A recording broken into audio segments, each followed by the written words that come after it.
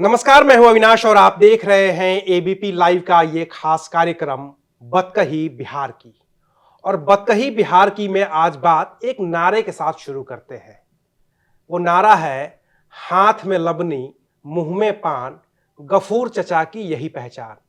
गफूर चचा यानी कि बिहार के इकलौते मुस्लिम मुख्यमंत्री। उनकी बात क्यों? उनकी बात सिर्फ और सिर्फ इसलिए क्योंकि फिलवक्त बिहार में मुस्लिमों की रहनुमाई करने वाले कई सारे नेता अब चुनावी मैदान में आ गए हैं।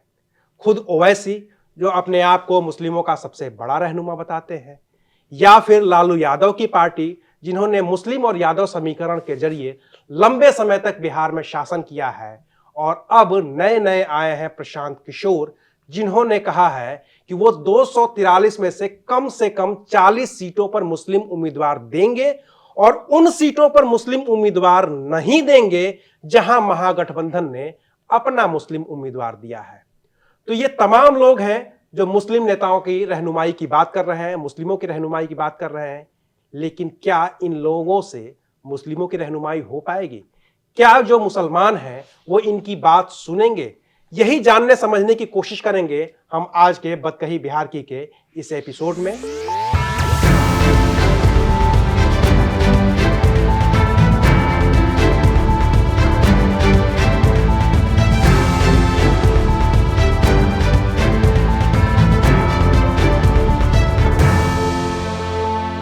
और हमारे साथ पुरानी तरह मेहमान जुड़ चुके हैं। मनोज मुकुल जी हैं, जिनको आप लगातार सुन रहे हैं, बिहार के जमीनी पकड़ रखते हैं। इसके अलावा शकील अनवर हैं, जो लंबे समय से बिहार की राजनीति को देखते सुनते आ रहे हैं। यहाँ भी जो आप एबीपी बिहार चैनल देख पा रहे होंगे, उसमें उनका बड़ा योगदान है।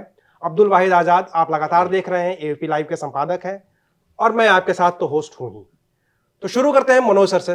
मनोज सर, सब लोग तो आ गए अब चुनावी मैदान में, खुल के आ गए हैं। रहनुमाई हो पाएगी मुस्लिमों की ओवैसी से, या फिर पिछली बार वाला ही होगा हाल?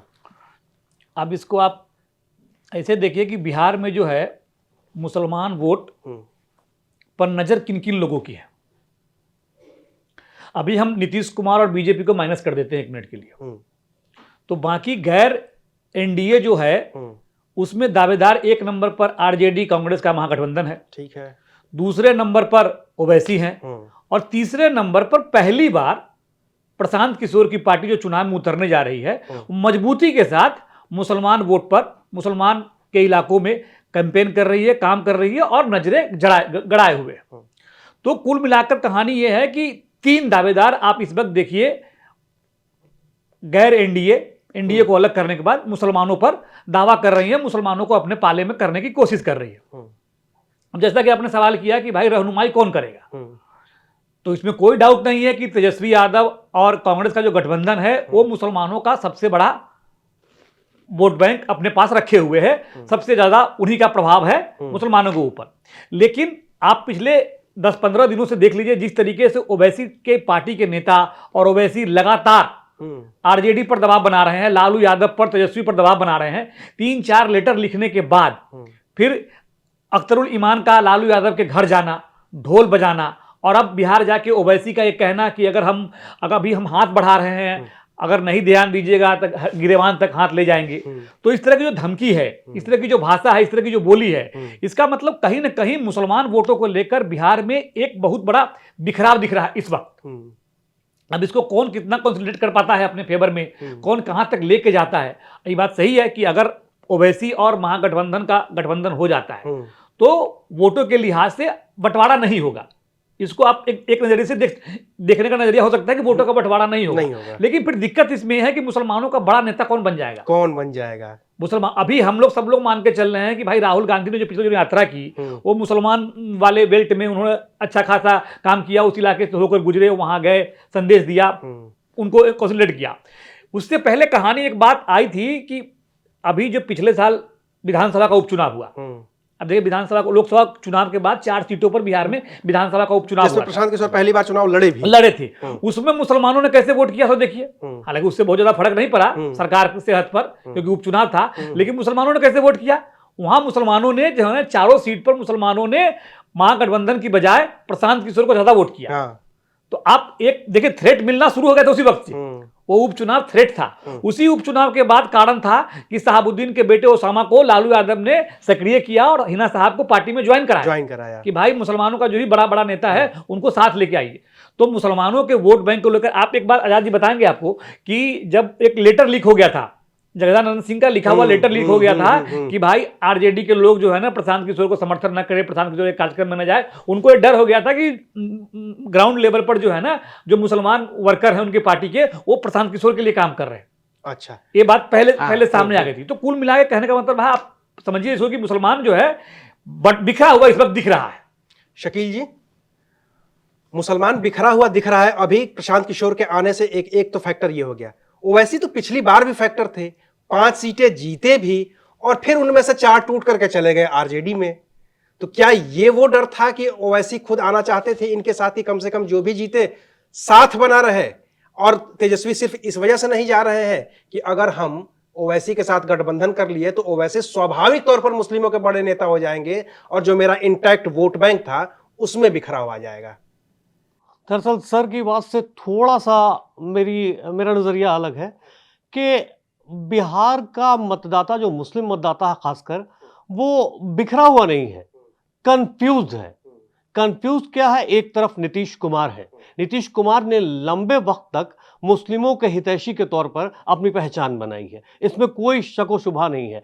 लेकिन जब बीजेपी के साथ उनकी गलबहियां शुरू हुई और धीरे धीरे मुस्लिमों में ये कंफ्यूजन हुआ कि नीतीश कुमार शायद बिहार में भी वो बीजेपी के फार्मूले, बीजेपी के एजेंडे, उत्तर प्रदेश के योगी सरकार के एजेंडे लागू करेंगे। इस मामले में वो कंफ्यूज है कि अभी नीतीश कुमार करने क्या वाले हैं। वैसे नीतीश कुमार क्या करते हैं वो वही जानते हैं। लालू ने एक जमाने में कहा था कि नीतीश कुमार के पेट में संसद में कहा था कि नीतीश कुमार के पेट में दांत है।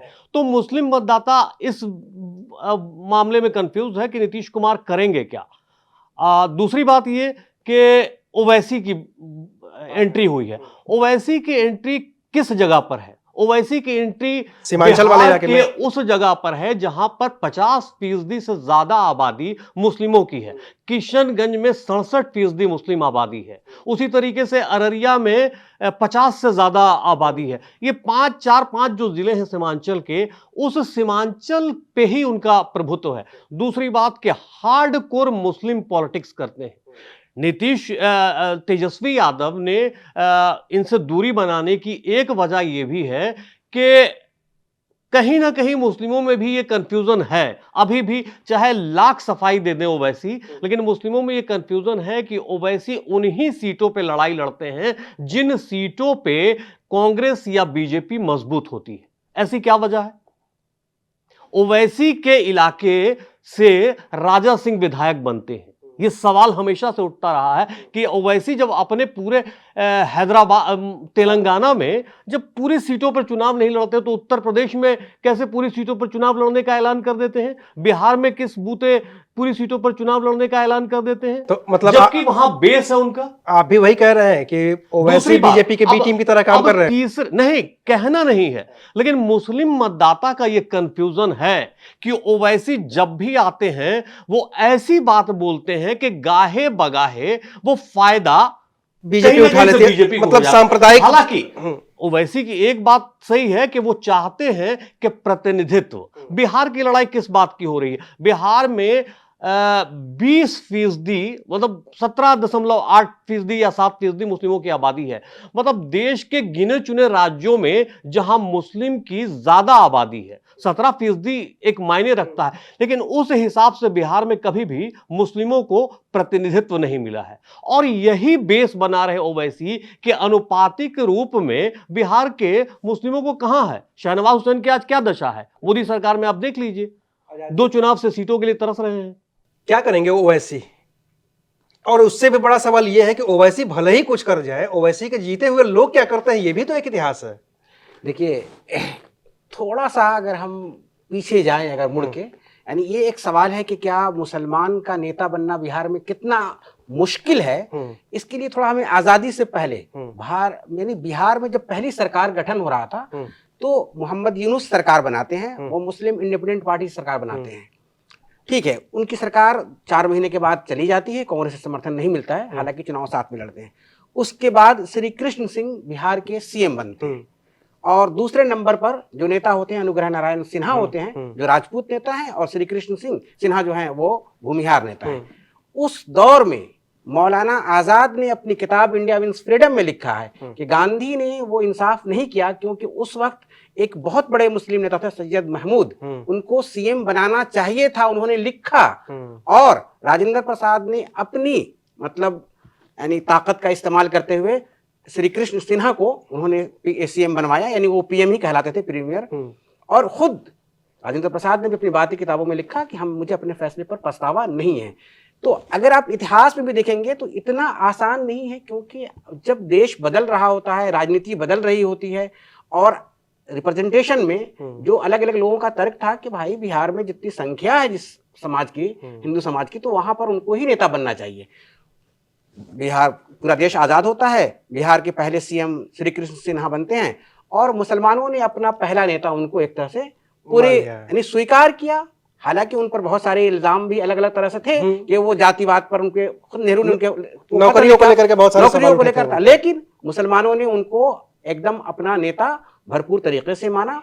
उसके बाद जो दूसरा बड़ा कोई नेता मुसलमान का उभर कर आया जिसको बहुत ज्यादा मतलब लोगों ने पसंद किया या चाहा, तो वो लालू प्रसाद यादव ही आते हैं। उस बीच में जगन्नाथ मिश्रा भी बड़े नेता मुस्लिम, लेकिन वो तो भागलपुर दंगे के बाद उनका लेकिन भागलपुर दंगे के बाद जो भी कांग्रेस पार्टी ने किया उस पूरे मामले को उनके पर वो कलंकित हो गया, और उसके बाद फिर मुसलमान कभी मतलब कांग्रेस के पार्टी के पास गया ही नहीं। बाद में चूंकि राजनीति ऐसी बदली, लालू यादव ही नेता मुसलमानों के बनकर उभरे, और अभी जो भी करे ओवैसी, ये बात सच है कि जो शकील साहब भी कह रहे हैं कि ओवैसी पर हमेशा मुसलमान का जो पढ़ा लिखा तबका है वो शक की निगाहों से देखता है, उन्हें बीजेपी का एजेंट दबे मन से कहता है। हाँ, एक तारीफ उनकी होती है कि जब वो संसद में बोलते हैं तो बहुत तर्कों के साथ बोलते हैं, बहुत ही फैक्ट के साथ बोलते हैं, और मुसलमानों के मुद्दे को खुलकर उठाने वाला इस देश में इस वक्त कोई सबसे बड़ा नेता है, सबसे बड़ी आवाज है, तो वो ओवैसी की आवाज है। लेकिन ये बात हर कोई शक करता है, और इस शक को उस वक्त और पुख्तगी मिलती है जब उत्तर प्रदेश में साक्षी महाराज कहते हैं कि ओवैसी प्रचार करेंगे हमें फायदा होगा। और ये एक तरह से सच्चाई है कि ओवैसी के लिए, ओवैसी जिन जिन सीटों पर पिछली बार उन्होंने 20 सीटों पर चुनाव लड़ा, 5 सीटों पर उनको जीत मिली, 4 उन्होंने गैर मतलब मुसलमानों को भी टिकट दिया था। लेकिन इस नतीजे से साफ था कि उनकी पहुंच अभी सीमांचल से आगे नहीं बढ़ी है। चंपारण के सिकटा सीट से भी उन्होंने चुनाव लड़ा था, उनको मतलब बहुत 5000 भी शायद वोट नहीं मिले थे। पिछली बार शिवहर लोकसभा से उन्होंने अपने कैंडिडेट को दिया था हमारे यहाँ, उनको 7000 वोट मिले हैं। 7000 वोट लोकसभा में ऐसे ही किसी भी आदमी को खड़ा हो जाए तो मिल जाता है। तो कोई पहचान नहीं बन पा रही है उनकी। मनोज जी, ये सारी बातें तो हम उस बात की कर रहे हैं जो अपने अपने रहनुमाई की बात कर रहे हैं। मुस्लिमों के रहनुमा तो प्रधानमंत्री नरेंद्र मोदी भी हैं, जिन्होंने पसमानदा की बात की, जिन्होंने 3 तलाक की बात की। ये बात भी तो इस चुनाव में आएगी ना कि आप नीतीश कुमार का चेहरा सामने करके, अपने काम गिना करके, और उस तबके से ये भी तो वोट मांगेंगे ही मांगेंगे ना, एकदम दरकिनार तो करेंगे नहीं, और ओवैसी ध्रुवीकरण भी करेंगे, इसमें भी कोई शक व शुबहा नहीं है। फिर कैसे डिसाइड होगा ये पूरा वोट का पैटर्न? देखिए, जहां तक मुझे लगता है कि भारतीय जनता पार्टी को कोई कंफ्यूजन नहीं है, उनको मुसलमानों का वोट नहीं चाहिए, न वो मुसलमानों को टिकट देंगे। 2010 में पीक था बिहार की राजनीति का, जब जेडीयू 5 साल सरकार हो गई थी नीतीश कुमार की, और बीजेपी और जेडीयू की जो गठबंधन सरकार थी अच्छा काम कर रही थी, बहुत अच्छा काम कर रही थी। आजाद जी भी इससे इत्तेफाक, मैं भी बहुत अच्छा काम कर रही थी। उस वक्त 2010 में आप देखेंगे 2005 से लेकर 2014 के लोकसभा चुनाव तक जब तक नीतीश कुमार बीजेपी से अलग नहीं हुए थे, तब तक नीतीश कुमार ने 5 या 6 मुसलमान को राज्यसभा से सांसद बनाया था। 4-5 उसमें जो है ना वो पसमानदा थे। अली अनवर सबसे बड़े नेता थे, साबिर अली, एजाज अली, कहकशा परवीन, ऐसे करके 4-5 लोगों को जेडीयू ने अपने कोटे से राज्यसभा भेजा था। उसमें बीजेपी का समर्थन था, इसको मानना पड़ेगा कि बीजेपी सरकार दोनों के साथ थी। उस वक्त बाकी लोग नहीं थे, जब तक नरेंद्र मोदी पर इसमें नेशनल लेवल पे नहीं आए थे गोवा अधिवेशन से पहले, उस समय तक। लेकिन 2010 में क्या हुआ? 2010 में भारतीय जनता पार्टी के टिकट पर सवा जफर विधायक बने थे सीमांचल से, बीजेपी के विधायक बने थे बिहार में 2010 में। लेकिन 14 में क्या हुआ? 2014 में जब नीतीश कुमार भारतीय जनता पार्टी से अलग हुए और जब नीतीश कुमार किसी गठबंधन में नहीं थे और लोकसभा का चुनाव अपने दम पर लड़ रहे थे, तब उनको लगा, उनके रणनीतिकारों को लगा कि मुसलमानों को लेकर पिछले 5-7 साल में मैंने जितना काम किया है उसका रिटर्न हमको मिलेगा। लेकिन आपको जान के आश्चर्य होगा कि नीतीश कुमार को 2014 के लोकसभा चुनाव में नीतीश कुमार के जो रणनीतिकार है बताते हैं कि मुसलमानों ने वोट नहीं किया, उनको धोखा दिया। जो उम्मीद जिस उम्मीद के साथ नीतीश कुमार ने नरेंद्र मोदी के नाम पर भारतीय जनता पार्टी से नाता तोड़ा था, उसके हिसाब से उनको मुसलमानों ने रिटर्न नहीं दिया। इसीलिए नीतीश कुमार ने 2015 के बाद मुसलमानों को लेकर अपनी रणनीति बदली। 2015 एक केस स्टडी था क्योंकि उस वक्त वो महागठबंधन का हिस्सा हो चुके थे। तो चूंकि महागठबंधन में चूंकि लालू यादव ऑलरेडी बड़े नेता थे, तेजस्वी यादव स्थापित हो रहे थे, तो उस दौर में महागठबंधन को कांग्रेस भी साथ थी, तो उस दौर में मुसलमानों ने उस तरफ बीजेपी को रोकने के लिए वोट किया। लेकिन 2014 के बाद जब नीतीश कुमार जब मोदी से अलग हुए थे, तो उस वक्त मुसलमानों ने उनके साथ जो किया, उनको लग गया कि मुसलमानों पर हमको जो ज्यादा काम करने की जरूरत नहीं है, क्योंकि हमको उस तरह से रिटर्न गिफ्ट मुसलमानों की तरफ से नहीं मिल रहा है। तो वहां एक मोह भंग हुआ नीतीश कुमार का।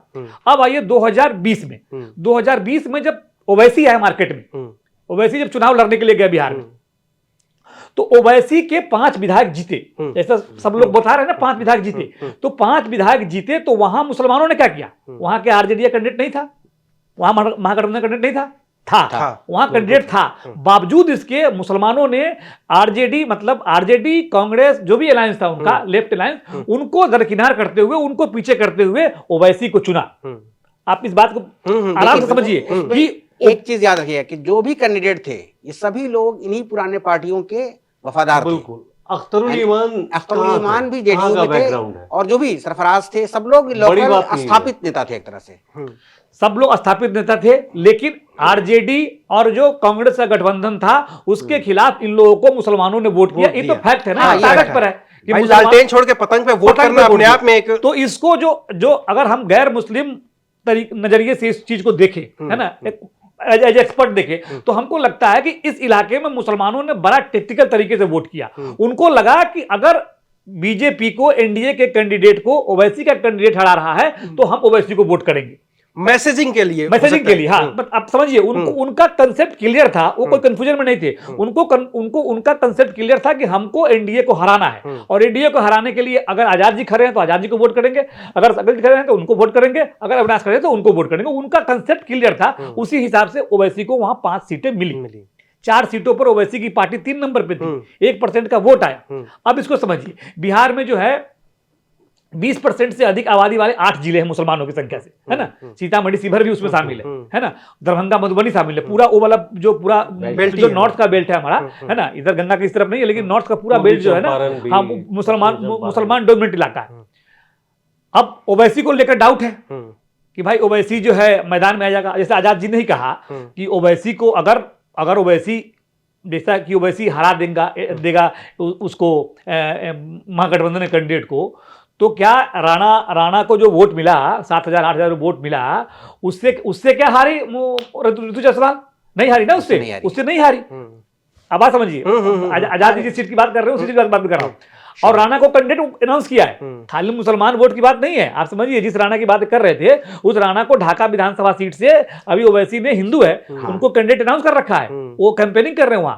तो ओवैसी की राजनीति देखिए, कोई भी व्यक्ति, अब जैसे हम लोग बात करते हैं ना कि लोकतंत्र में सब स्वतंत्र है, चुनाव लड़ने के लिए कोई कहीं से भी लड़ सकता है। अब ओवैसी को लगता है कि वो उपजाऊ जमीन है, वहां पिछले 30 सालों से मुसलमानों के हक में फैसला नहीं हुआ। अब भाई अब लालू यादव, जैसा आजादी बता रहे हैं कि भाई 1990 के बाद मुसलमान जब 2 घटनाएं हुई, भागलपुर दंगा और दूसरा जो आडवाणी जी वाली गिरफ्तारी हुई थी, उसके बाद मुसलमानों का रुख बदला, मुसलमान लालू यादव के पीछे चले गए। लेकिन जो 15 साल का उनका कार्यकाल रहा, उसमें भागलपुर दंगा में तो इंसाफ नहीं मिला।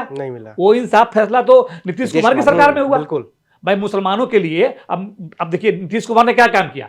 नीतीश कुमार जब सत्ता में आए 5 में, तो उन्होंने दलितों से महादलित को अलग किया, पिछड़ों से अति पिछड़ा को अलग किया, और मुसलमानों में भी उन्होंने पसमानदा पॉलिटिक्स की, जो बिहार में 70% के आसपास पसमानदा है ना, 70-73% पसमानदा है। तो उस पसमानदा के लिए उन्होंने काम किया। काम किया ना भाई। भाई तो अगर ऐसा होता तो 2005 से लेकर 10 के बीच में मुसलमानों को लगा ना भाई कि लालू यादव और राबड़ी की देवी के कार्यकाल में हमारा इस्तेमाल किया गया, लगा कि नहीं लगा? बिल्कुल, तभी तो अब शिफ्ट हुआ वो नीतीश कुमार के साथ। फिर बाद में लगा कि नहीं भैया मोदी आ गया है, अब बड़ा आदमी आ गया है, अब उनको रोकना है, तो उसके लिए मुसलमान वहां एकमुश्त हो गए। अब बिहार की राजनीति में मुसलमानों को ये लग रहा है, 1 मिनट का ऐसा मुझे बाहर से देखने में लग रहा है कि लालू यादव को देख लिया, नीतीश कुमार को देख लिया, वो एनडीए के साथ है, तो अब एक तीसरा चौथा फ्रंट जो हमारे सामने दिख रहा है भाई, ओवैसी भी है, प्रशांत किशोर है, जो जहां मजबूत होगा, जिस स्थिति में होगा, उसको हम उसके साथ जाएंगे। ये तो पुरानी बात है, हमेशा ये बात टैक्टिकल वोटिंग को लेकर एक पैटर्न, ये हमेशा हमारे तमाम जो एनालिस्ट होते हैं चुनावी, वो ये भी कहते हैं कि हाँ मुसलमान बहुत टैक्टिकल वोटिंग करता है। सच्ची बात यह है कि किसी की भी आबादी, आप जो सीट का आंकड़ा देखेंगे, कितनी सीटों पर मुसलमान जो है निर्णायक भूमिका निभा सकते हैं? 40-45 सीट, 47 सीटें, वही कह रहे हैं कि जहां पर उनकी आबादी जो है यानी 20 से 40% जो है वो 47 सीटें हैं। तो 47 सीट और 41 सीट, 40 सीट उनके जो रिप्रेजेंटेशन होता है वो उनका बनता है। तो इससे तो वो सरकार ना बना सकते हैं और ना किसी का बिगाड़ सकते हैं, ये मुमकिन ही नहीं है उनके लिए कभी भी। इसलिए ये गुमान किसी के लिए भी रखना कि मुसलमान टैक्टिकल वोटिंग करके कुछ कर लेंगे, उनको अब तक के मैक्सिमम वो 10% विधायक दे पाए हैं अपनी आबादी से, जो 85 में हो पाया है। लेकिन इस वोट एक मैसेजिंग भी तो होती है ना, कि जैसे ओवैसी की जीत को तो मैं मैसेजिंग के तौर पे देखता हूं कि एक नई पार्टी आई है, भले ही 5 विधायक हैं, कम से कम आवाज तो कई बार एब्रेशन होता है चुनावों में, कई बार नतीजे चौंकाने वाले आते हैं। आप ओवैसी को उसी मतलब खाने में रखें, अभी ये कतई उम्मीद मत करें कि इस बार भी ओवैसी अपनी पिछले जीत को दोहरा पाते हैं कि नहीं पाते हैं, क्योंकि चीजें बदली हुई रहती हैं। मुसलमानों में ये बात क्लियर है, एक बड़े तबके में ये बात साफ है कि अगर ओवैसी को वोट देंगे तो एक तरफ अगर आप मुसलमान ओवैसी की तरफ एकजुट होंगे तो दूसरी तरफ हिंदू भी एकजुट होंगे। यही खतरा आरजेडी के रणनीतिकारों को लग रहा है कि अगर ओवैसी से गठबंधन हो गया तो सीधा सीधा मैसेज ये जाएगा कि भाई हिंदू एक तरफ हो जाओ, मुसलमान एक तरफ हो जाओ। ऐसा होगा जब पोलराइजेशन होगा तो नुकसान किसी भी तरह से महागठबंधन को भी होगा, ओवैसी को भी होगा, और जीत बीजेपी और नीतीश कुमार के लिए बहुत आसान हो जाएगी। लेकिन शकील, लेकिन सर ये एक चीज मैं इसमें एक चीज जोड़ भी देता हूं, सवाल एक चीज बस हाँ आप जोड़ लीजिए कि मौजूदा वक्त में जो सिनेरियो बना है, चाहे बिहार में या देश भर में, अब बिहार में चुनाव हो रहा है इसलिए हम लोग बिहार की चर्चा कर रहे हैं, तमाम हिंदू वोटर जो हैं वो अलग अलग कास्ट में बटे हुए हैं, उत्तर प्रदेश से लेकर बिहार तक उनका प्रतिनिधित्व है। छोटी छोटी आबादी के भी नेता हैं, मांझी जैसे लोग भी नेता हैं, और जो सहनी है वो भी नेता, तांती के नेता एक नए आ ही गए हैं। एक सवाल ये है, सबसे बड़ा सवाल कि मौजूदा वक्त में हर छोटे छोटे कास्ट जो हैं वो अपने कास्ट के लिए वोट कर रहे हैं, अपने कास्ट के नेता के लिए वोट कर रहे हैं। मुस्लिम जो है इस वक्त किस लिए वोट करेगा, आप बताइए। देखिए धर्म और जाति बहुत नहीं सर, नहीं सर, जोड़ सकते हैं। मुजफ्फरपुर में एक विधानसभा सीट है कांटी, ठीक है, कांटी विधानसभा सीट से विधायक है इसराइल मंसूरी, ठीक है, अभी पिछले सरकार एक वही विधायक है जो ओबीसी मंत्री भी है ना।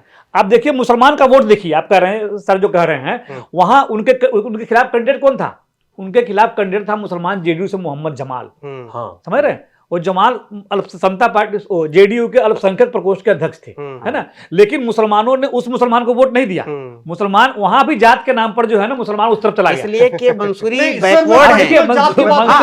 एक ब्रॉड स्पेक्ट्रम में ये बात करना चाह रहा हूं कि एकदम ग्राउंड लेवल की बात ये है कि मुस्लिम कम्युनिटी में हम भी रहते हैं, आसपास के लोगों से मिलना जुलना होता है, घर जाना होता। एक बात ये जान लीजिए, मुस्लिमों में बीजेपी को लेके या मौजूदा सिनेरियो में जो भी सरकार ने फैसले लिए हैं, एक मुस्लिम वोटर में खौफ तो है, इस बात को कोई भी इनकार नहीं कर सकता है, कोई भी पॉलिटिशियन हो, कोई भी एनालिस्ट हो। अब मुस्लिम ये बताए कि बिहार का मुस्लिम वोट किस लिए करेगा, वोट इस ग्राउंड पे करेगा। सबसे बड़ी बात यह है कि सुरक्षा, मेरे लिए कौन खड़ा होगा, मुस्लिम को क्या चाहिए, मुस्लिम वोटर को अभी मौजूदा वक्त में यह चाहिए कि उसकी मस्जिदों पर कब्जा ना हो। जिस तरीके से पॉलिटिकल पार्टियां जो बना रही हैं, जो बीजेपी का परसेप्शन ओवैसी पैदा किया जा यही रहा डर है, भी तो और दिखाते ओवैसी हैं। भी यही कर रहे हैं। दूसरी बात क्या चाहिए कि भाई मेरे लिए एजुकेशन हो, रोजगार हो, वो खैर रोजगार की बातें बाद में आती हैं, सबसे बड़ी बात है एक सुरक्षा। अब ये बताइए कि नीतीश कुमार पे कैसे भरोसा करें, जो नीतीश कुमार सम्राट चौधरी के साथ बैठते हैं, जो नीतीश कुमार बात बात में पाकिस्तान भेजने वाले गिरिराज की पार्टी से गलबहिया कहते हैं, कैसे विश्वास कर सकता है? अच्छा, गिरिराज सिंह तो मंत्री थे, उन पे नहीं- गिरिराज सिंह तो 5 से 10 तक मंत्री थे। हाँ। जब मुसलमानों ने सबसे अधिक वोट किया बीजेपी एनडीए को, NDA तो को। गिरिराज सिंह तो बात मंत्री ये थे बिहार अभी में। के दौर में सिनेरियो बदल चुके हैं, नहीं अभी तो- के दौर नहीं में तो- हालात बदले। शकील जी, हम अभी यहाँ- जो यहाँ तक तो क्लियर है कि सरकार ने भाई जो चीजें जेडीयू के ली पास हैं, नहीं जाएगा। वक्फ कानून को जो लेकर आया है उसको लेकर एक बात तो खौफ है कि ओवैसी पे विश्वास इसलिए नहीं करेगा कि ओवैसी 5 सीटों पे अपना कब्जा मतलब रखते हैं। आप ये कहना चाहते हैं कि जो भी अभी मुस्लिम है सिर्फ वो और इंटैक्ट सिर्फ होकर महागठबंधन। गठबंधन और रिकॉर्ड भी देख लीजिए, हाँ। 2020 के चुनाव में 75% मुसलमानों ने हाँ, वो जो डेटा आ रहा है कि वोट किया उसके है। बाद 2024 के चुनाव में 84% 85% मुसलमानों ने एक मुश्त वोट किया महागठबंधन को, क्योंकि उनको बिहार में यह लग रहा है कि आरजेडी, एक बात ये उसके पीछे बैकग्राउंड है, आरजेडी की बैकग्राउंड इसलिए है कि लालू यादव के बारे में ये परसेप्शन बन गया है या बन चुका है कि ये एक लौता आदमी है बिहार में जिसने अपने स्टैंड को बदला नहीं, आज भी वो खड़ा रहा उन चीजों के लिए। लेकिन बाकी लालू यादव के चारा घोटाला हो, तमाम चीजें हो, लेकिन मुस्लिम में वो ये मैं समझ है। गया। अब इसमें इस ये आप खुद से सर ले आए हैं आप बात। अब हाँ। इसको मैं आगे बढ़ाता हूँ, इसको हाँ। कहानी समझिए पहले। हाँ। अब कहानी ये है कि यहाँ से अब 2 चीजें निकल के सामने आ रही है। हाँ, राहुल गांधी जो भी बिहार में यात्रा पर निकले, हाँ, वो यात्रा की प्लानिंग कांग्रेस ने खुद की थी। ठीक है, उस यात्रा में मुस्लिम डोमिनेंट इलाकों को चुना गया। ठीक है। उस यात्रा से खबर ये निकल के आई कि राहुल गांधी जो है ना बिहार में बहुत ताकतवर तरीके से उभर कर निकले हैं। सब लोगों ने माना कि मुसलमानों में राहुल गांधी ने अपनी जो है छवि बेहतर की है ना। सारे विश्लेषकों ने कहा कि इससे तेजस्वी यादव की राजनीति को नुकसान हुआ है। आप फ्रंट में राहुल थे। महागठबंधन में कांग्रेस को एज मिला है और उनको नुकसान हुआ है। सब लोगों ने ही माना ना। अब इसको 2 तरीके से देखिए। कल को अभी जब यहां मैं आ रहा था तो उससे पहले बीजेपी के एक सांसद रहे हैं ब्रजभूषण शरण सिंह यूपी में, उन्होंने आजम खान के बारे में बयान दिया है कि आजम खान अगर भारतीय जनता पार्टी में आते हैं तो हम उनका स्वागत करेंगे। अच्छा, ठीक है। अब इस कहानी से कोई लेना देना नहीं है, लेकिन मैं खाली बता रहा हूं, कल को ऐसी कोई राजनीतिक परिस्थितियां बनती है जैसा लालू परिवार में अभी 13 तारीख को कोर्ट में हेयरिंग है, उसमें चार्जशीट फ्रेम होने वाला है IRCTC घोटाले में। लालू यादव राजनीति से आउट हो चुके हैं।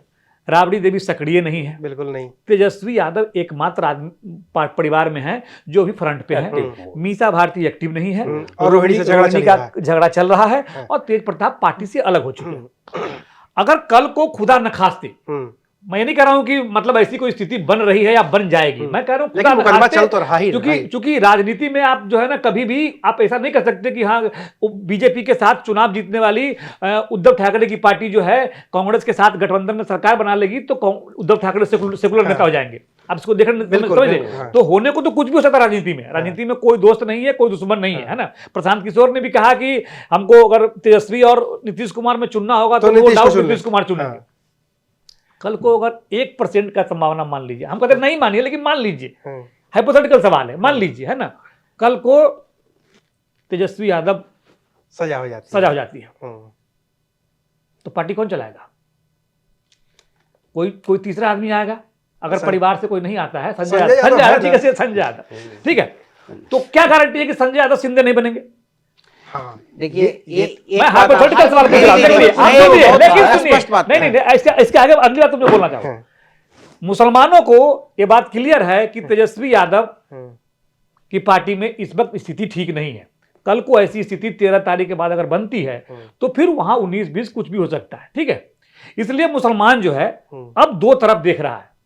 आजाद जी विशेष बताएंगे कि किस तरह एक मुसलमान राहुल गांधी कांग्रेस की तरफ देख रहा है कि जो कांग्रेस कभी भी बीजेपी से हाथ नहीं मिलाएगी। अगर कल को कुछ ऐसी स्थिति होती है तो कांग्रेस, मुसलमान कांग्रेस के नीचे सब अपने आप को सबसे अधिक सुरक्षित मान रहा है। तो कांग्रेस जो है, कांग्रेस की हाथ में राहुल गांधी बीजेपी से हाथ नहीं मिलाएंगे, वहीं सबसे अधिक सुरक्षित है। इसलिए हमको कांग्रेस पर आगे रह के भरोसा करना है। इसीलिए कांग्रेस रह के आंख दिखा रही है आरजेडी को। पटना में मीटिंग कर रही है और कह रही है कि हम समझौता नहीं करेंगे, सीएम का अनाउंसमेंट हम बाद में करेंगे। ताकि जो है ना मुसलमानों को मैसेजिंग क्लियर रहे कि कल को हम तुमको भी सीएम बना सकते हैं, तुमको भी डिप्टी सीएम बना सकते हैं, भले जो बोलना है बोलने दो। मतलब ये मैसेजिंग है। बिटवीन द लाइंस वो मैसेज भेजते मैसेज रहेंगे भेज रहे हैं। लगातार। इसका देखने का तरीका है, इसको हम इस तरीके से देख रहे हैं, हो सकता है कि हाँ। आप इस तरीके से ना देखें, हाँ। लेकिन हम इसको इस तरीके से देख रहे हैं। दूसरा, प्रशांत किशोर का बार बार बोलना, प्रशांत किशोर ने, अभी हम लोग बैठे हुए हैं, प्रशांत किशोर ने कौन से वोट को टारगेट किया है? कभी इसका एनालिसिस किया है? नहीं किया ना। प्रशांत किशोर ने 3 वोट को टारगेट किया है। प्रशांत किशोर ने पहला टारगेट किया मुसलमानों को। मुसलमानों को इस तरह के जो झुनझुने हैं, ये लॉलीपॉप जो है ना, ये इतिहास में कई बार मिला है। मुसलमान सीएम की बात हो रही है, ये बात नहीं भूलनी चाहिए। डिप्टी सीएम की बात 2005 में रामविलास पासवान भी सरकार नहीं बन पाई 2005 जोरों शोर से किया करते थे, और वो बीजेपी से उनका गुजरात दंगों के दौरान में वो मंत्री भी रहे, फिर इस्तीफा भी दिया, बहरहाल वो चलता रहा। तो इस तरह की बात, गफूर भी जब सीएम बने थे तो उस वक्त भी ऐसा नहीं था कि उनको बहुत वेलकम किया गया। उनके लिए बहुत सारी राहें मुश्किल की गई, बहुत सारे नारे लगाए गए। एक नारा आपने भी लगाया है, और भी बहुत सारे नारे थे कि उसकी मतलब वो कौन है, वो जेपी का आंदोलन शुरू हुआ, वो सारी चीजें हुई, वो तो उन्हीं के दौर की बात है ना। ये चीजें देखिए, मुसलमानों को कुछ चीजें बहुत ही स्पष्ट तौर पे पता है। उनको ये पता है कि इस भारत के अंदर में कोई भी आदमी जो सत्ता पर काबिज है, सत्ता पर काबिज का मतलब अपर कास्ट काबिज है, वो जब अपने खुद हिंदू भाइयों को इंसाफ नहीं कर पा रहा है तो वो अल्पसंख्यकों के साथ भी कोई बहुत ज्यादा इंसाफ नहीं कर पाएगा। ये मुसलमान मानता है। इस देश में अभी बिहार की ही राजनीति में कहेंगे, जो विधायकों की संख्या है, आबादी अपर कास्ट की 12% के करीब है, उनका रिप्रेजेंटेशन 25% है। यादव समाज जो अपर कास्ट के बाद सबसे ज्यादा मतलब पावरफुल समाज है बिहार में, उसकी आबादी 12% है, मतलब 14% जो भी हो, उनका रिप्रेजेंटेशन उससे दुगुना है, 25% रिप्रेजेंटेशन है। जब यादव समाज ज्यादा रिप्रेजेंटेशन कर रहा होगा तो यकीनी बात है कि जो लोग उसके साथ जुड़े होंगे वो उन्हीं की तो हकमारी कर रहे होंगे। नीतीश कुमार ने 11 मुसलमानों को टिकट दिया था पिछली बार, एक भी नहीं जीता। एक भी नहीं जीता। भाई तो मुसलमानों को वोट करना था ना। नहीं भाई, मुसलमान सरफुद्दीन सीवर से इनके घर के बगल का सीवर सीट है, वहां सरफुद्दीन 2 बार से विधायक थे वो, और जीता वहां पर आरजेडी। और वहां पर चूंकि देखिए वो सीट जो है शिवहर की अगर बात करें तो उसमें एक लड़ाई ये रहती है कि वो सीट मुसलमान चाहे राजपूत की सीट है, और मुसलमानों को लगता था कि अगर ये सीट हमसे निकल जाएगी तो निकल जाएगी राजपूत को, और उस पर दरअसल बहुत दिनों तक ब्राह्मणों ने कब्जा कर रखा, खासकर रघुनाथ झा ने 27 साल तक। वरना वो सीट तो राजपूत और मुस्लिम दो ही लोगों की जो आबादी है, वो संख्या है, उस हिसाब से उन्हीं की तरफ वो जाती है। और बाकी ओबीसी तो हर जगह होते हैं, लेकिन उनको रिप्रेजेंटेशन नहीं मिलता है। नीतीश कुमार ने 11 मुसलमान को टिकट दिया ना, इतना होने के बावजूद, बीजेपी के साथ रहने के बावजूद भी रिस्क लिया ना। 11 में से एक नहीं जीता। मंत्री तक बनने के लिए कोई आदमी नहीं था उनके पास, तो बीएसपी वाले को लेके आया मंत्री बनाने के लिए। देखिए मैं क्या बता रहा था कि रिप्रेजेंटेशन का जो मामला सबसे बड़ा है ना, कि मुसलमान को ये क्लियर है कि हमें जो कुछ मिल सकता है, इसलिए कि कभी भी आज तक के भारत मतलब बिहार के इतिहास में कभी भी मुसलमान अपनी संख्या के हिसाब से रिप्रेजेंटेशन नहीं ले पाए। वो तो पूरे देश की बात होती नहीं, है। मैं बिहार की बात हो रही, इसलिए हमने कहा नहीं, हर जगह वैसे ही मामला है। चाहे वो 1952 का पहला चुनाव हो कि 2020 का आखिरी चुनाव हो, मुसलमानों का एवरेज अब तक के जो 7 पॉइंट के करीब रहा है पूरे, अगर आप देखेंगे डेटा को, तो इस रिप्रेजेंटेशन को वो क्लियर है मुसलमान कि हमें नंबर इतना ही आना है, और इसमें हमारे लिए जो कुछ कर रहा है, और बीच बीच में जो नई पार्टी आती है उस पर यकीन मुसलमान इतना आसानी से नहीं करता है। हाँ, अभी कोई उनके पास इमीडिएट ऑप्शन नहीं है उनके पास। इसका कारण रहा है ना, इसका कारण रहा है आजाद जी। भाई देखो, शुरू से मुसलमान 90 से पहले तक कांग्रेस के साथ रहा, उतने इधर देखा ही नहीं कि भाई दूसरा कोई विकल्प भी है। और 90 के बाद जब आया तो फिर जो है ना आरजेडी के साथ चला गया है ना, उसने भी नहीं। भाई बाकी जातियां क्या है, अब राजपूत को देखिए, राजपूत जो है ना, कौन सी पार्टी जिसमें राजपूत नहीं है बताइए? भूमिहार महागठबंधन में भी है, भूमिहार प्रशांत किशोर में भी है, भूमिहार बीजेपी में भी है, जेडीयू में है। कुशवाहा पॉलिटिक्स को देख लीजिए, 24 के चुनाव में क्या हुआ, कुशवाहा महागठबंधन में भी, कुशवाहा कोर वोटर है नीतीश कुमार की पार्टी का। सम्राट चौधरी सबसे बड़े नेता है बीजेपी के कुशवाहा, बावजूद इसके कुशवाहा को सबसे अधिक टिकट दिया महागठबंधन ने।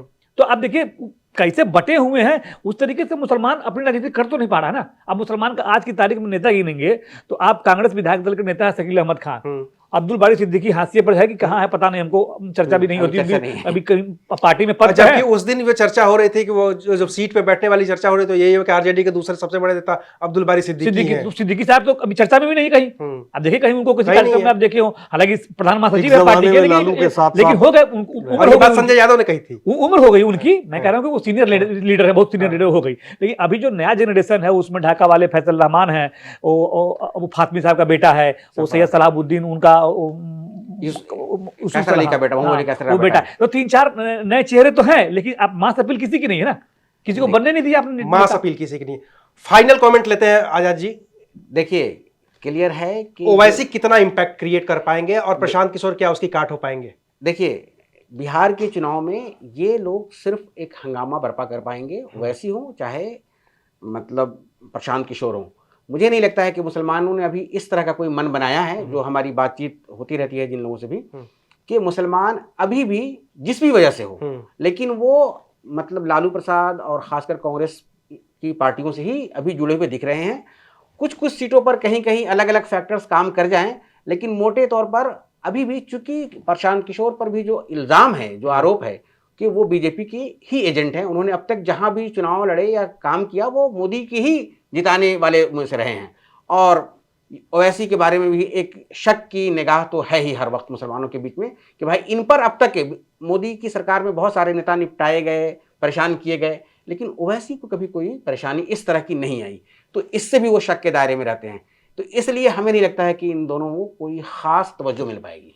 शकील जी, जो सर बोल रहे हैं आज़ाद सर, वो बिल्कुल वही बात है कि ओवैसी, मुसलमान ये सोचता है कि ओवैसी 5 सीट अगर ओवैसी जीत भी जाएंगे, अच्छा 5 सीट, एक थोड़ा सा क्लियर कर दूं, ये जो 5 सीट जीते हैं ओवैसी सीमांचल की, वो 5 सीट एक तो अपने बूते नहीं जीते हैं, दूसरी बात की बहुत बड़ी मुस्लिम आबादी है, एक लंबे वक्त से AIMIM से जुड़े बाद में लोग, जो लोग काम कर रहे थे, ये उनकी मेहनत का नतीजा है, ना कि ओवैसी का चेहरा है। ये उनकी मेहनत का नतीजा है कि सीमांचल की वो 5 सीटें मिली, उसमें अख्तरुल ईमान है, कुछ और लोगों को जानता हूं, वो लोग हैं, वो लंबे समय से सीमांचल के लिए वहां ग्राउंड लेवल पे संघर्ष कर रहे थे।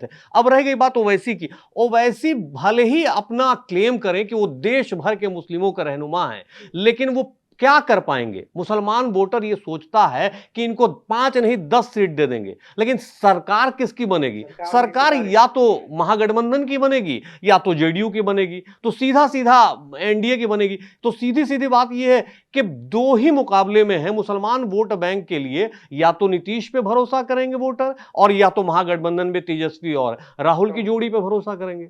लेकिन प्रशांत किशोर और ओवैसी कोई बहुत बड़ा डेंट नुकसान नहीं कर पाएंगे। और दूसरी बात की एक परसेप्शन ये भी है लोगों का कि ऐसा भी संभव हो सकता है कि ओवैसी को साथ ले आए, तो जो हिंदू वोटर हैं महागठबंधन के, वो भी कहीं ना कहीं से छिटक जाए किन किन सीटों पे, तो नुकसान ही होगा, फायदा के। तो तेजस्वी शार्पली खेल रहे हैं, ऐसा नहीं कि बहुत सारे लोगों का परसेप्शन है कि भाई बढ़ के आगे आ रहे हैं। अरे आप आगे क्यों आ रहे हैं भाई? आपको बूता है तो सारे सीटों पे चुनाव लड़िए ना भाई, किसने रोका है आपको? क्यों 6 सीट के लिए भीख मांगने जा रहे हैं आप? अच्छा मनोज जी, फाइनल कमेंट। मुझे ऐसा लग रहा है कि देखिए तेजस्वी यादव जो है ना गलती पर गलती कर रहे हैं, रणनीतिक रूप से जो है ना, छोटी छोटी गलती जो है ना कभी भारी पड़ जाती है। 2020 के चुनाव में जितना वोट जो है ना ओवैसी ने काट लिया सीमांचल में, उसी वोट से उनकी सरकार नहीं बन पाई। अगर वही वोट कंसोलिडेट हो जाता उनके गठबंधन के फेवर में, तो हो सकता था कि चीजें बदल जाती। तो अब कायदे से उनको बैठ के बात करनी चाहिए थी, ओवैसी को डील करना चाहिए था कि भाई जो है आप मत लड़िए, क्योंकि आपसे जो है मुसलमानों के 4-5 सम्राट लोगों को बैठाते, उसमें डील करते कि भाई आप मत लीजिए, जो आपके लोग हैं उनको एकोमोडेट करेंगे, एकोमोडेट कर देते हैं, सरकार बनेगी तो हम ये करेंगे वो करेंगे, जो तरीका होता है ना बिल्कुल उस हिसाब से। अभी क्या है, अब कल रात का मैं वीडियो देख रहा था, तो मोबाइल की लाइट जला के हजारों की भीड़ है उसमें। अब देखिए रात को ओवैसी रैली कर रहे हैं, सीमांचल में यात्रा निकाल रहे हैं, तो उसमें हजारों की भीड़ है। अब मैं कह रहा हूँ कि मुसलमान जो 80-84% वोट करता रहा है महागठबंधन को, अगर उसमें से वोट टूट रहा है, अगर 100 वोट भी टूट रहा है, तो वोट जो महागठबंधन को जा रहा था वही वोट टूट रहा है। मैंने पहले भी कहा कि भाई बीजेपी को मुसलमान वोट नहीं चाहिए, उसका कंसेप्ट क्लियर है। तो जो वोट टूट रहा है, जो ओवैसी वोट काटेंगे मुसलमानों का, वो वोट किसका काटेंगे? महागठबंधन का काटेंगे। और पिछली बार जैसे बताया उन्होंने शौकत जी ने कि पिछली बार ओवैसी के साथ गठबंधन था, उपेंद्र कुशवाहा गठबंधन था, BSP का गठबंधन था, तो 5 पार्टियों का अलायंस था ओवैसी के साथ पिछली बार।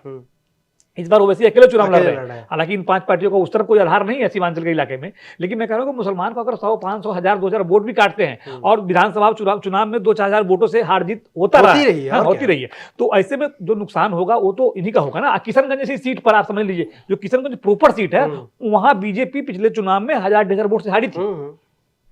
लेकिन एक चीज उसमें जोड़ लीजिएगा कि इस बार जो मुसलमान कॉन्सोलिडेट होगा ना, वो नीतीश कुमार को अगर पिछली बार अगर जो भी वोट मिले थे, इस बार वो वोट जीरो की तरफ चला जाएगा। देखिए, क्योंकि नीतीश कुमार से मुसलमान इस कदर नाराज है, यानी कहीं कभी कि चूंकि जो वक्फ का कानून है, आया और वो सवाल वक्फ का कानून का मतलब होता है कि मस्जिदों का मामला है।